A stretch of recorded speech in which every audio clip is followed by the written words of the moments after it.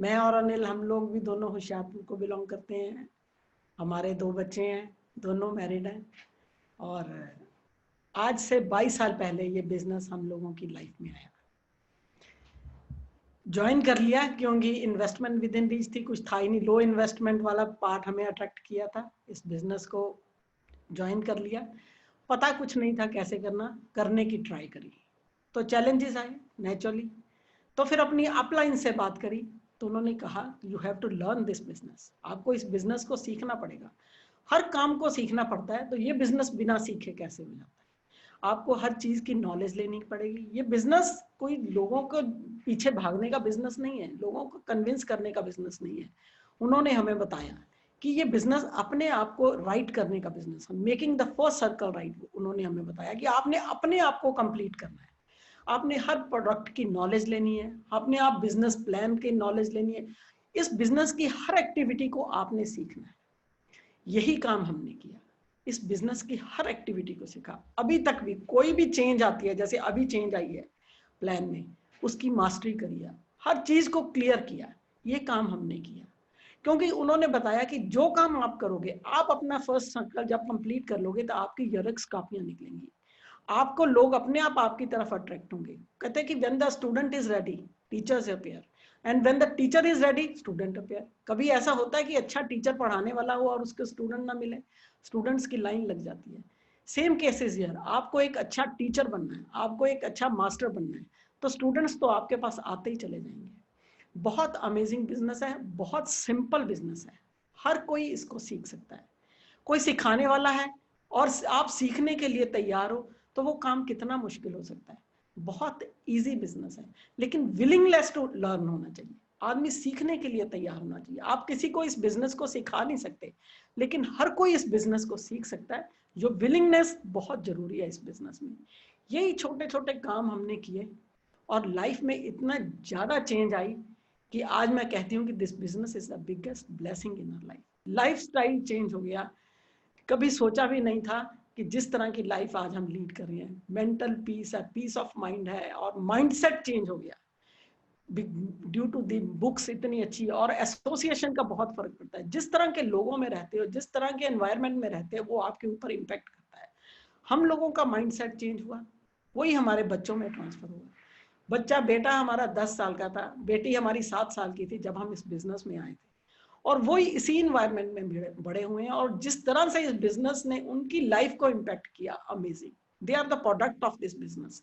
These are the intangible rewards of this business, जो दिखते नहीं है। बहुत अमेजिंग बिजनेस है, बहुत सिंपल बिजनेस है, लेकिन आपको प्रायोरिटी सेट करनी पड़ेगी इस बिजनेस के लिए। जैसे नरेंद्र अंजलि अभी बता रहे, this business is the first priority in our life. आपको लाइफ में आपका प्रेजेंट प्रोफेशन है, प्रेजेंट और लाइफ है, बच्चे हैं, सारी लाइफ है, लेकिन आपको कुछ इस बिजनेस की प्रायोरिटी सेट करनी पड़ेगी, इस बिजनेस की ओनरशिप लेनी पड़ेगी, इस बिजनेस को सीखना पड़ेगा, और ये बिजनेस आपको वो दे सकेगा जो आपने खुद भी नहीं सोचा होगा। Thank you. बिंदु और मैं, हम लोग दोनों होशियारपुर को बिलोंग करते हैं। मेरे फादर मैथ्स पढ़ाया करते थे, उन्होंने 50 साल तक मैथ्स पढ़ाया। हमारे घर में कैसा माहौल होता था, पेपर आ जाते थे चेक होने के लिए, इतने इतने बंडल, बड़े बड़े पेपर चेक होते थे, पेपर सेट करते थे मेरे मेरे डैडी, और किताब लिखी उन्होंने, टेक्स्ट बुक बनी। हम लोग कैंपस में रहते थे, आसपास सारे प्रोफेसर रहते थे, पूरा पढ़ाई का माहौल रहता था। लेकिन हमारे फादर हमें हमेशा कहते थे, बेटा जिंदगी में बड़े आदमी बनना बहुत जरूरी है, पैसा कमाना बहुत जरूरी है, पैसे की बहुत अहमियत है, और एक रिस्पेक्ट होनी चाहिए, और एथिकली पैसा कमाना चाहिए, जेन्युइन होना बहुत जरूरी है। तो हमारे फादर हमें बहुत ही क्लोजली मॉनिटर करते थे। मेरे फादर ने वो सब्जेक्ट भी पढ़ाए जो उन्होंने जिंदगी में नहीं पढ़े। मेरे को फिजिक्स केमिस्ट्री पढ़ाते थे जो उन्होंने पढ़ी नहीं, वो एमए मैथमेटिक्स थे, लेकिन वो मेरे को वो सब्जेक्ट भी पढ़ाते थे जो उन्होंने खुद कभी नहीं पढ़े। इतने हमारी आपस में इतनी ज़्यादा अटैचमेंट थी, हम लोग एक बहुत क्लोजली हमें मॉनिटर करते थे। मेरे डैडी मेरी एक डायरी लिखते थे। जब मैं छोटी सी डायरी है, अभी भी मेरे पास है, आज इसने ये किया, आज इसने ये किया, आज इसने ये किया। फोटोग्राफ लेते थे, बहुत ही क्लासिक फोटोग्राफ्स, कुछ मैंने इंस्टाग्राम फेसबुक पे भी कभी डाली हैं बचपन की फोटोग्राफ्स। तो वो फोटोग्राफ्स के पीछे डेट लिखी हुई हैं। तो हमारी जब वेबसाइट बन रही थी, तो जो हमारी वेबसाइट डेवलपर है नेहा, उसको जब हमने वो फोटोग्राफ्स दी तो उसकी सिस्टर ने देख ली। उसकी सिस्टर कहती कि मैं इनके फादर को मिलना चाहूंगी पहले तो। मतलब इस तरह का माहौल था हमारे घर में। लेकिन ये ऐसा क्यों था? क्योंकि मेरे फादर ने बड़ी स्ट्रगल की लाइफ के अंदर। जब कोई इंसान लाइफ में स्ट्रगल करता है तो उसके सपने बहुत बड़े हो जाते हैं। वो जब 1947 में पाकिस्तान से इंडिया में शिफ्ट हुए तो उनको बिल्कुल स्क्रैच से अपना सारा काम शुरू करना पड़ा। उन्होंने फ्रूट की रेडी लगाई, टोंगा चलाया।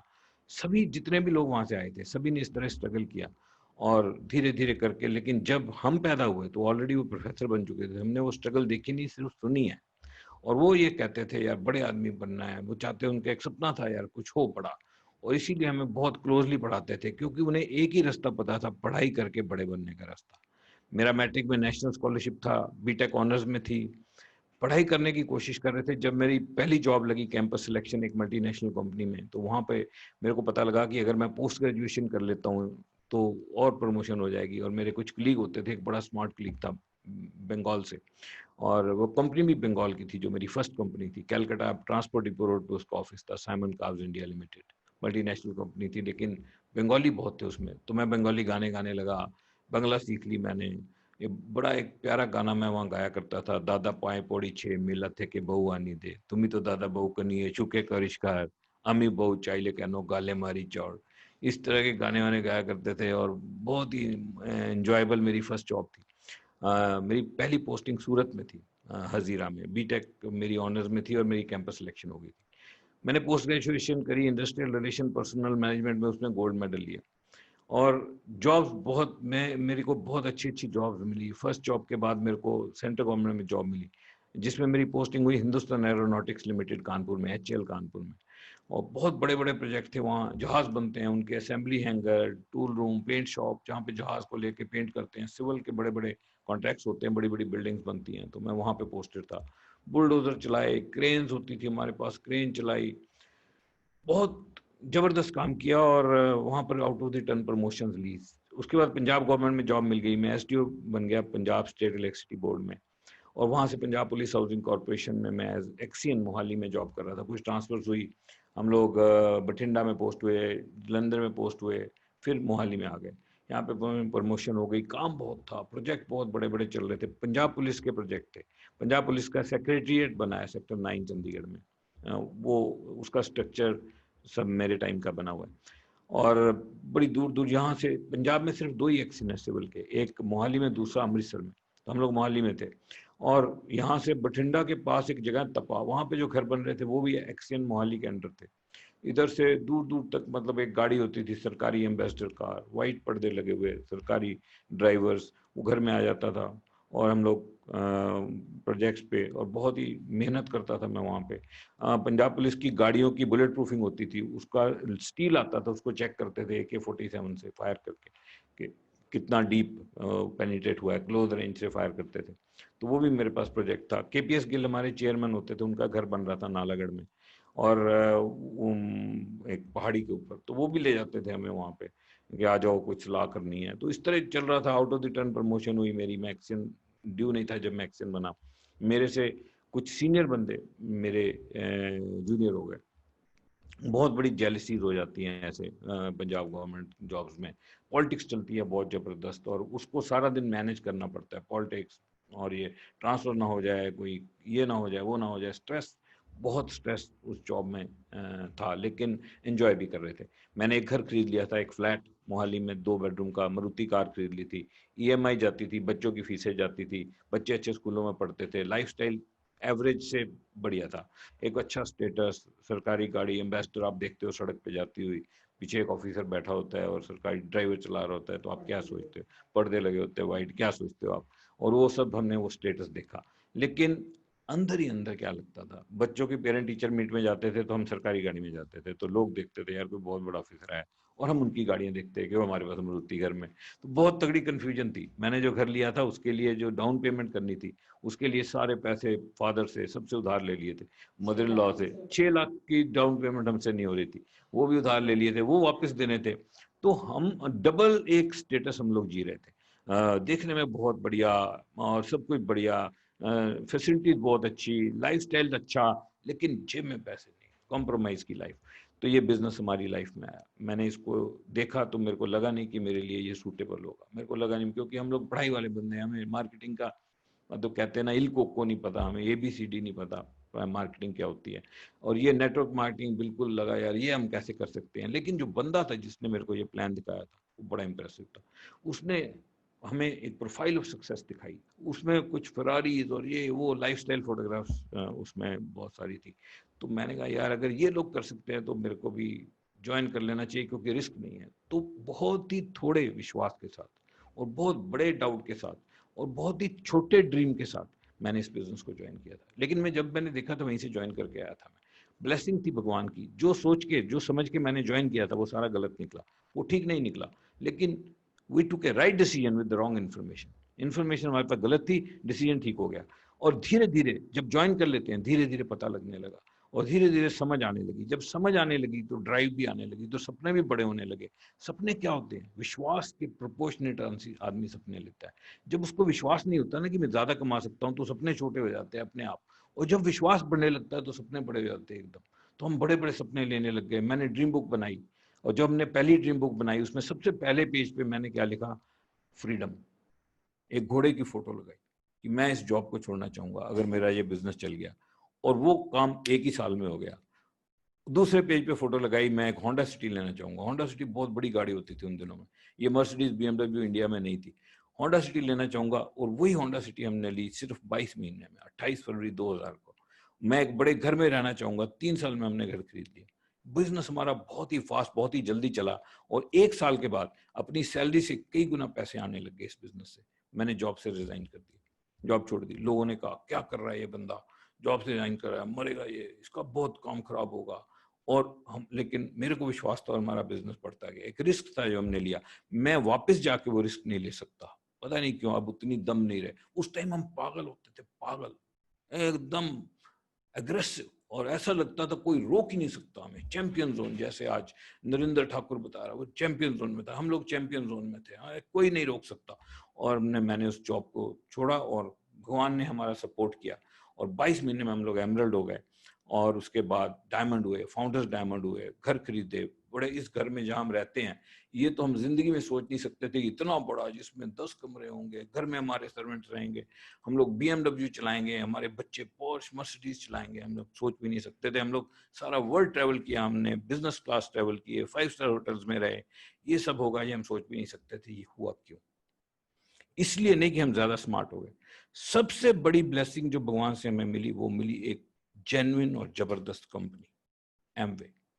बहुत सारी नेटवर्क मार्केटिंग कंपनीज यहाँ पर काम करती हैं। आप लोगों को पता नहीं, हम लोग इनसाइडर हैं। मैंने 10 साल तक एमवे के एडवाइजरी बोर्ड पे सर्व किया है। इस वक्त हमारी डाउनलाइन से हमारे एक डायमंड एमवे के एडवाइजरी बोर्ड पर है, और हम लोग इस बिजनेस को अंदर से जानते हैं। इतना ज्यादा लोगों को बेवकूफ बनाया जाता है इस बिजनेस के अंदर, इतने घपले इस नेटवर्क मार्केटिंग इंडस्ट्री में किए जाते हैं। सेटिंग्स दी जाती हैं, लेग्स दी जाती हैं, पैसे दिए जाते हैं, लेग्स शिफ्ट हो जाती हैं, कोई सुनवाई नहीं। प्लान चेंज कर दिए जाते हैं ओवरनाइट। इतना इस बिजनेस में हो रहा है। तो हम लोग ब्लेस्ड हैं, हम एक ऐसी जेन्युइन कंपनी के साथ हैं जो 100% एथिकल काम करती है।